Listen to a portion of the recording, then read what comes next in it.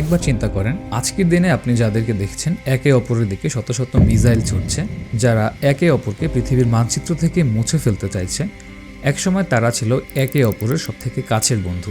কথা বলছি ইসরায়েল ও ইরান সম্পর্কে। তো আজকের দিনে এটা বেশ অবিশ্বাস্য যে একসময় ইসরায়েলের বিপদে ইরানই সবার আগে এগিয়ে আসতো, অথবা ইসরায়েলি প্রযুক্তি সহায়তায় একসময় ইরানের গোয়েন্দা সংস্থাগুলো কাজ করত। তো এরপর ঠিক কী হইল যে দশকের পর দশক ধরে চলতে থাকা এই বন্ধুত্ব পরিণত হইল চরম শত্রুতায়? তো এর কারণ কি 1979 সালের ইরানের ইসলামিক বিপ্লব, নাকি এছাড়াও এর পেছনে আছে গভীর কোনো রাজনৈতিক চাল? তো আজকের এই ভিডিওর মধ্যে আমরা এই কারণগুলোই খুঁজে বের করার চেষ্টা করব। তো চলেন শুরু করা যাক পুরো ভিডিও। 1948 সাল, যখন প্যালেস্টাইনিয়ান টেরিটরি দখল করে ইসরায়েল রাষ্ট্র প্রতিষ্ঠিত হয়, তখন স্বাভাবিকভাবে আরব দেশগুলো এর তীব্র বিরোধিতা করে। তো ওই সময় ইসরায়েলের প্রধানমন্ত্রী ডেভিড বেন গুরিয়ান একটা নতুন কৌশল গ্রহণ করে, যেটাকে বলা হয় দি পেরিফেরি ডক্ট্রিন। তো এর মূল কথা ছিল, যেহেতু আরব দেশগুলো ইসরায়েলের শত্রু, তাই মধ্যপ্রাচ্যের নন আরব দেশগুলোর সাথে বন্ধুত্ব তৈরি করা। এবং এই তালিকার শীর্ষে ছিল তুরস্ক এবং ইরান। অন্যদিকে ইরানের শাহ চেয়েছিলেন ইরানকে আধুনিক এবং শক্তিশালী একটা রাষ্ট্র হিসেবে গড়ে তুলতে। এর জন্য তার দরকার ছিল উন্নত প্রযুক্তি এবং শক্তিশালী গোয়েন্দা নেটওয়ার্ক। অন্যদিকে ইসরায়েলের দরকার ছিল জ্বালানি তেল। তো 1950 সালে ইরান দ্বিতীয় মুসলিম সংখ্যাগরিষ্ঠ দেশ হিসেবে ইসরায়েলকে স্বীকৃতি প্রদান করে। এবং মজার বিষয় হচ্ছে, ওই সময় ইসরায়েলের ব্যবহৃত জ্বালানি তেলের সিংহভাগই আসত ইরান থেকে। বিনিময়ে ইসরায়েল ইরানকে সহায়তা করত আধুনিক কৃষি প্রযুক্তি, গোয়েন্দা তথ্য এবং সামরিক সহায়তার মাধ্যমে। এমনকি ইরানের কুখ্যাত গোয়েন্দা সংস্থা সাভাক গঠনেও ইসরায়েলের গোয়েন্দা সংস্থা মোসাদের একটা গুরুত্বপূর্ণ ভূমিকা ছিল।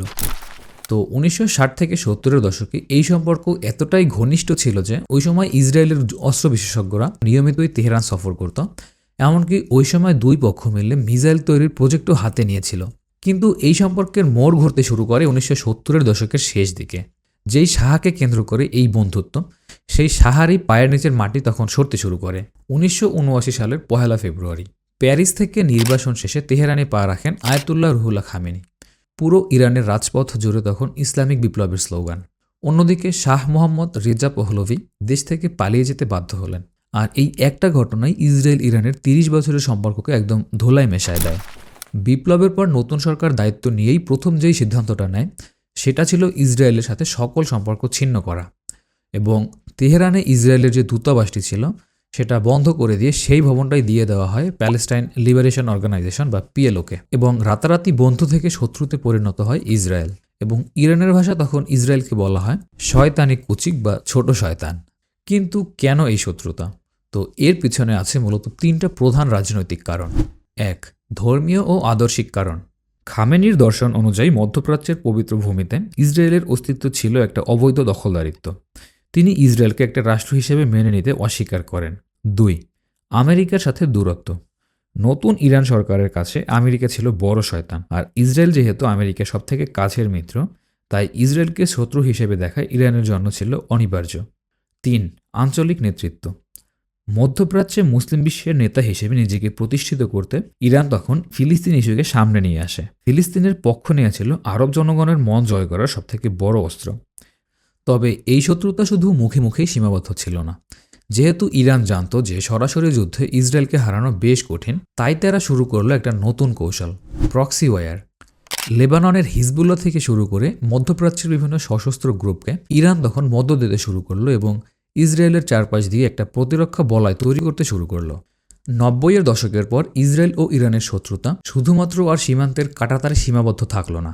শুরু হলো একটা নতুন কৌশল, শ্যাডো ওয়ার বা ছায়াযুদ্ধ। এই যুদ্ধের ময়দান শুধু নির্দিষ্ট কোনো দেশ নয়, বরং সমুদ্রের জাহাজ থেকে শুরু করে সাইবার স্পেস সব জায়গায় ছড়িয়ে পড়তে লাগলো এর সংখ্যা। এই লড়াইয়ের সবথেকে বড় কেন্দ্রবিন্দু হয়ে উঠল ইরানের পারমাণবিক কর্মসূচি। ইসরায়েল ইরানের পারমাণবিক কর্মসূচিকে নিজেদের নিরাপত্তার জন্য সবথেকে বড় হুমকি মনে করে। 2010 সালে স্টাক্সনেট নামের একটা ভয়াবহ কম্পিউটার ভাইরাসের মাধ্যমে ইরানের নাতানজ পারমাণবিক কেন্দ্রের সেন্ট্রিফিউজগুলো একদম অকেজো করে দেওয়া হয়। এরপর একে একে ইরানের প্রথম সারির সব পারমাণবিক বিজ্ঞানীদের টার্গেট করে শুরু করা হয় অ্যাসাসিনেশন বা গুপ্ত হত্যা। এর বেশিরভাগই পরিচালিত হয় ইসরায়েলি গোয়েন্দা সংস্থা মোসাদের হাত ধরে।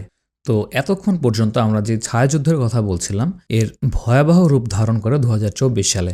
গত কয়েক দশকে ইসরায়েল ইরান কোনো পক্ষই তারা সরাসরি কোনো ভূখণ্ডে আঘাত করেনি, কিন্তু 2024 সালে এসে ইসরায়েল ইরানে আঘাত করে বসে এবং এর প্রতিবাদ স্বরূপ ইরানও ইসরায়েলের দিকে শত শত মিসাইল ছোড়ে।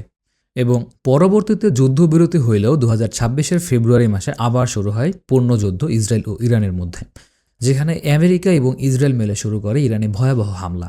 এই যুদ্ধের মাধ্যমে ইরানের সর্বোচ্চ ধর্মীয় নেতা আয়াতুল্লাহ আলী খামেনি থেকে শুরু করে অলরেডি বিভিন্ন গুরুত্বপূর্ণ ব্যক্তিবর্গকে হত্যা করা হয়েছে। তবে এই যুদ্ধে ইরানের গুরুত্বপূর্ণ হাতিয়ার হচ্ছে হরমুজ প্রণালী, যেটাকে ব্যবহার করে ইরান মূলত এই যুদ্ধকে নিজেদের পক্ষে রাখতে চাইছে। তো এখন পর্যন্ত এই যুদ্ধ দেখে এই বিষয়টা ক্লিয়ার যে এই যুদ্ধে আসলে হার জিতের চেয়ে নিজেদের অস্তিত্ব টিকায় রাখাই একটা বড় চ্যালেঞ্জ দুই গ্রুপের জন্যই। তো ইতিহাস বড়ই বিচিত্র।